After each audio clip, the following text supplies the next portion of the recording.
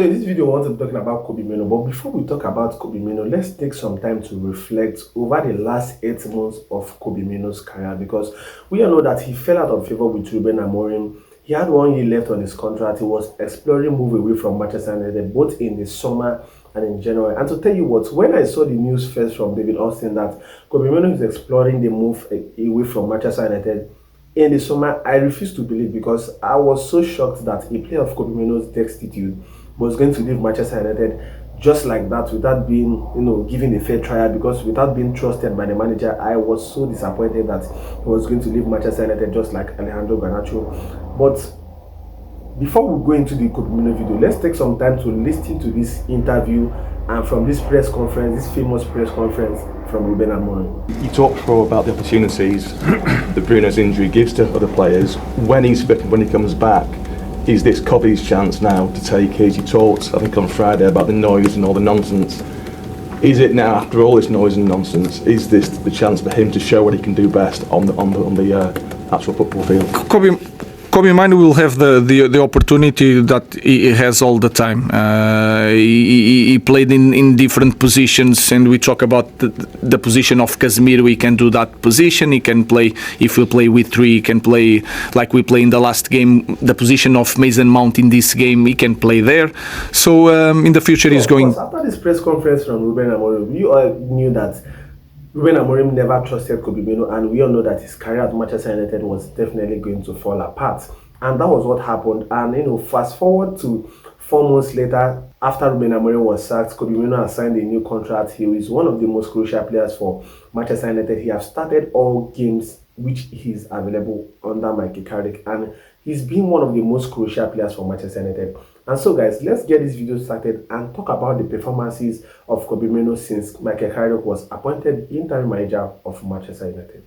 So in talking about the performances of Kobbie Mainoo, let's start from the Chelsea game, because he was injured against Leeds, and you could see how Manchester United was in terms of the midfield. We were struggling with Manuel Ugarte, and then you could see that he returned against Chelsea. He had one of the best performances on the pitch. He was absolutely flawless in terms of how he received the ball, how he tries to control the midfield, because we all know that the midfielders, especially the central midfielders, they are not mainly judged based on their goals and assists. They are mainly judged based on their productivity, based on their influence, based on their tempo effect, based on how they impact the game. And Kobbie Mainoo has been able to show these all 4 characteristics for Manchester United this season. He has been flawless in the way he has played, and for me, he has improved in some of his abilities, because he has, of course, played with Casemiro. He has been influenced by Casemiro. Kobbie Mainoo was somebody that was not really good in aerial duels. He was never really good in sliding tackles. And also when Ruben Amorim was here, Ruben Amorim complained about his explosiveness, that he wasn't really fast like he wanted. He wasn't agile. And I could see that Kobbie Mainoo has been working. He has been putting a lot of work into his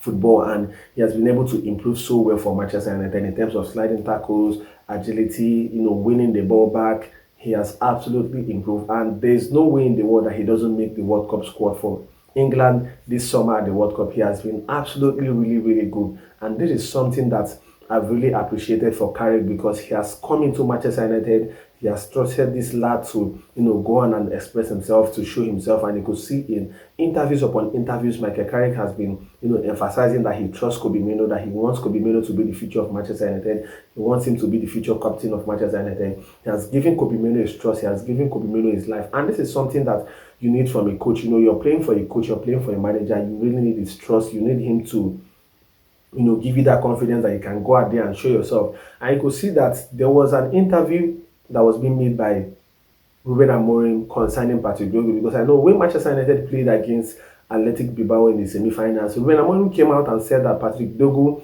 and one other player, which I can't remember right now, was afraid in the game, that they were afraid, and this is the first time they were playing in the semi-finals, a game of this magnitude. So of course they were afraid, and they made a lot of mistakes in the first moments of the game. And sometimes the kind of comments Ruben Amorim comes out to make as a coach of Manchester United sometimes is absolutely baffling, because you don't come outside of the press conference to slaughter your player, to wash them dry out to the public. You're supposed to be shielding your players. You're supposed to be giving them confidence to the public, and not to criticize them both inside and outside. You could see Patrick came out and said that he had a little bit of effect on him, and he had to shrug that off and try to put his head down. And you could see that Patrick Dogu also has played a big part for Manchester United this season. And that is what Kobbie Mainoo faced when Ruben Amorim was there. He was constantly being ridiculed by Ruben Amorim in the press conference.